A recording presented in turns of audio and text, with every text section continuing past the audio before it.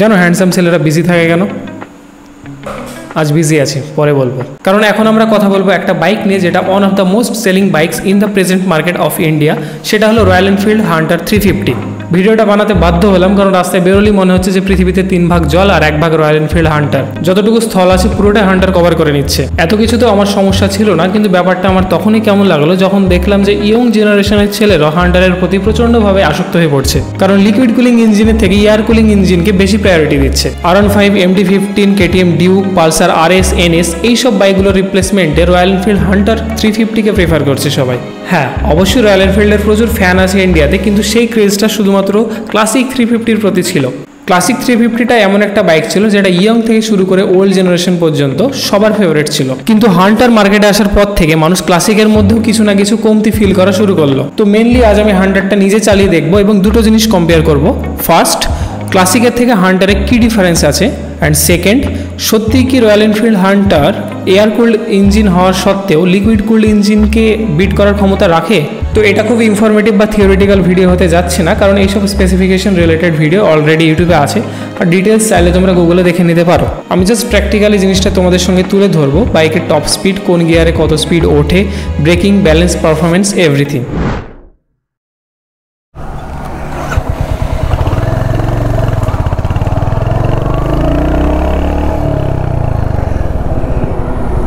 ওকে, তো চলো 0 to 100 test করা যাক। রেডি, 3, 2, 1।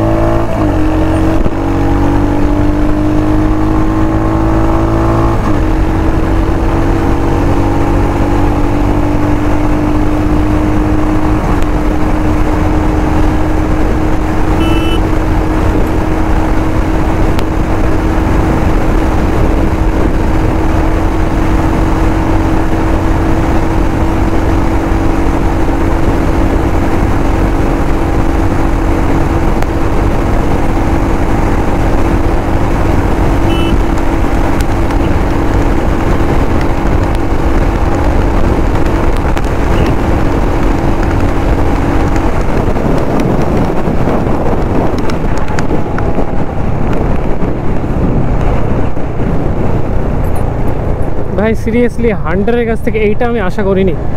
মানে আমি টপ স্পিড অন্তত আর একটু বেশি আশা করছিলাম, কারণ দেখো রয়্যাল এনফিল্ডের অবশ্যই মানে এমনিতেই টপ স্পিড কম থাকে, ক্লাসিক, মেটিওর বলো এইসব মডেলগুলো, বাট হান্টার যেহেতু নিউ জেনারেশনকে ফোকাস করে বানানো হয়েছে, তো আমি টপ স্পিডটা মিনিমাম 130 বা 140 এক্সপেক্ট করেছিলাম। 120-তে শেষ ভাই। 250 সিসির বাইক, রয়্যাল এনফিল্ড এমনিটাও টপ স্পিড বেশি দেয় না, বাট আমি ভেবেছিলাম রয়্যাল এনফিল্ড যেহেতু নিউ জেনারেশনের উপর ফোকাস করে বানানো হয়েছে, তো টপ স্পিড হয়তো আরেকটু বেশি দিবে, মিনিমাম 135 বা 140 পর্যন্ত যাওয়া তো উচিত ছিল, বাট ভাই এ তো 120-তে শেষ। তো এইখানে আমি সত্যি বলছি প্রচণ্ড ডিসঅ্যাপয়েন্ট হলাম যে রয়্যাল এনফিল্ড তো সেই রয়্যাল এনফিল্ডই আছে, আর একটা ইয়ং জেনারেশনের রাইডার যদি চালায় তার টপ স্পিড অবশ্যই এইসব রাস্তায় দরকার হয়। মানে বাইক চালাবো তো অবশ্যই ফিল হবে যে আমি বাইকটা স্পিডে চালাচ্ছি, বাট রয়্যাল এনফিল্ড আমি সেই জিনিসটা পেলাম না। ঠিক আছে, 120ও is enough, but for me it's not enough. তো চালিয়ে যা দেখলাম, যদি ক্লাসিকের সঙ্গে কম্পেয়ার করতে যায় রয়্যাল এনফিল্ডকে, তো অবশ্যই নিউ জেনারেশনের সঙ্গে অনেকটা তাল মিলিয়েছে হান্টার, বাট যদি কম্পেয়ার করতে যাই নিউ জেনারেশনের আরও সব বাইকের সঙ্গে, তো অবশ্যই সেই তুলনায় এখনও রয়্যাল এনফিল্ড ওই জায়গায় যেতে পারেনি যে একটা মানে সেই লেভেলের একটা পাঞ্চ দিবে বা সেই ফিল দিবে বা সেই রাইডিংয়ের সেই থ্রিল থাকবে যে না এটা অ্যাক্সেলারেট করছি তো একটা পাঞ্চ দিচ্ছে আমাকে, সেই জিনিসটা এখনও রয়্যাল এনফিল্ড করতে পারেনি। যেহেতু রয়্যাল এনফিল্ড সেই টাইপের বাইকও না, নিউ জেনারেশনের সঙ্গে এখন কম্পেয়ার করে বাইক বানাচ্ছে, বাট সেই লেভেলে এখনও যেতে পারেনি যে লেভেলটা নিউ জেনারেশনের মানে রাইডাররা চায় অ্যাকচুয়ালি। যেমন আমি যদি এখন অ্যাক্সেলারেট করি, চাকা কিন্তু স্কিড করছে, ভিডিওতে দেখতে পাচ্ছ কিনা জানি না, এই দেখো সেই তুলনায় পাওয়ার আছে, টর্ক আছে, বাট স্টপ স্পিড একদম কম। স্টপ স্পিড 120-র বেশি গেলই না, আমি অনেকক্ষণ ট্রাই করলাম, বাট 120-র বেশি গেলই না। তো চলো এবার গিয়ার টেস্টিংটা করি, কোন গিয়ারে কত স্পিডে যাই, বা ফার্স্ট গিয়ারে কত স্পিড ওঠে, সেকেন্ড গিয়ারে কত স্পিড ওঠে। তো রেডি, ফার্স্ট গিয়ারে আছে এখন, দেখি ফার্স্ট গিয়ারে 50, সেকেন্ড গিয়ারে 75,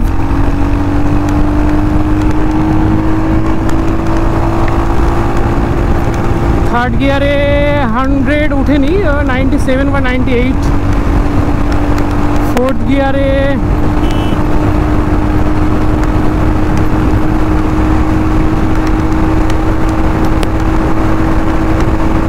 গিয়ারে 100, মানে 113-12 এরকম স্পিড আছে এখন ফোর্থ গিয়ারে, প্রায় 115 উঠে পড়বে ফোর্থ গিয়ারে। অ্যান্ড ফিফথ গিয়ারে 120 বা 122-23 এরকম।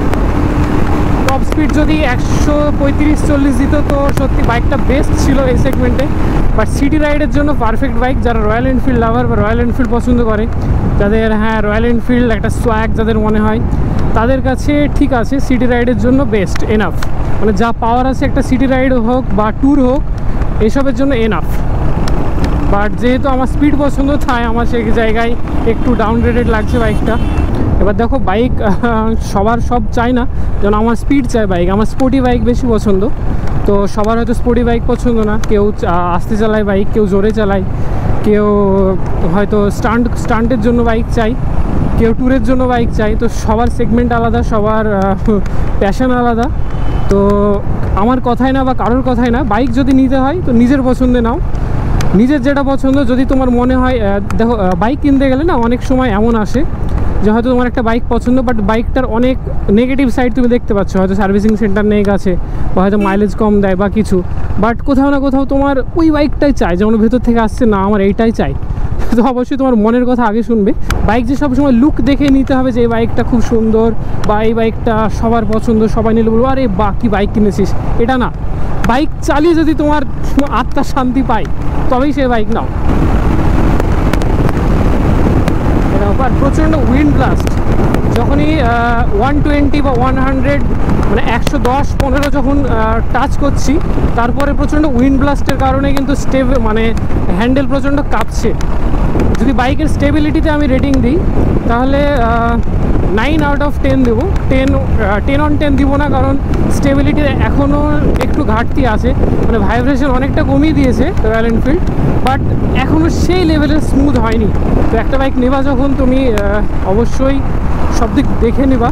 আর যেহেতু বাইকটা কম্প্যাক্ট, ক্লাসিকের তুলনায় এই স্পিডে কিন্তু ক্লাসিক আরও সামলানো মুশকিল হয়ে যেত, সেই তুলনায় হান্টার আমি বলবো ওকে। কেউ যদি বলে যে বাইকের বেস্ট থিং কোনটা, তো আমি অবশ্যই বলবো বাইকের সিট। সত্যি বলতে সিট, আমি প্রায় 1.5-2 ঘন্টা থেকে চালাচ্ছি বাইকটা। সিট প্রচণ্ড কমফোর্টেবল আর সফট। মানে যদি ট্যুরে যাও তোমরা, লংয়ে কোথাও, তো সিট নিয়ে কোনো প্রবলেম হবে না। সিট পুরো কমফোর্টেবল, ক্লাসিকের থেকেও আমার মনে হয় হান্টারের সিট বেশি কমফোর্টেবল। Like a sofa.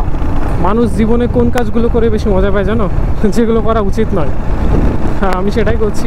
মানে আমার এক কানে হেডফোন আছে একটা, জাস্ট স্লো গান চলছে আর বাইক চালাচ্ছি হাইওয়ে। মানে এটা অবশ্যই ঠিক না, but satisfaction is also important. So let's go. আর হান্টারের আরেকটা জিনিস যেটা ক্লাসিকে নেই আর যেটা খুব জরুরিও, যারা সিটি রাইড করো বা গ্রামে রাইড করো, যারা রাইডিং সম্বন্ধে মিনিমাম জানো, ট্যাঙ্কের সঙ্গে যে পায়ের গ্রিপটা না, এই গ্রিপটা খুব জরুরি সিটি রাইডের জন্য। টার্নিংয়ে হোক বা তোমার লিন করার জন্য হোক বা বাইক কাটানোর জন্য হোক, ট্যাঙ্কের সঙ্গে পায়ের গ্রিপ মানে গ্রিপটা সেট হওয়া খুব জরুরি, যেটা ক্লাসিকে নেই। ক্লাসিকে তুমি ট্যাঙ্ক পুরো প্লেন পাবা, এরকম স্মুথ ট্যাঙ্ক।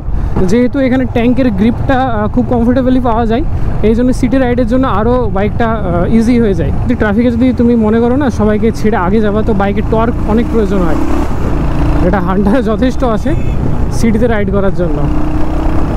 ব্রেকিংও দারুণ, বাট কোথাও না একটু ব্রেকিংয়ে আমার কমতি লেগেছে। মানে খুব একটাও কমফোর্টেবল না, যে একটা ব্রেক হবে না, একটা মাখন। কেটিএমের ব্রেক আছে ভাই, মানে জাস্ট ট্যাপ করার মতো বাইক এত স্মুথলি থামে না। কেটিএম আছে, পালসার RS আছে, এগুলোর এই বাইকগুলোর ব্রেক ভাই সত্যি মানে এটা আলাদা ফিল দেয় ব্রেকে, বাট এটাতে সেই ফিলটা পাচ্ছি না আমি।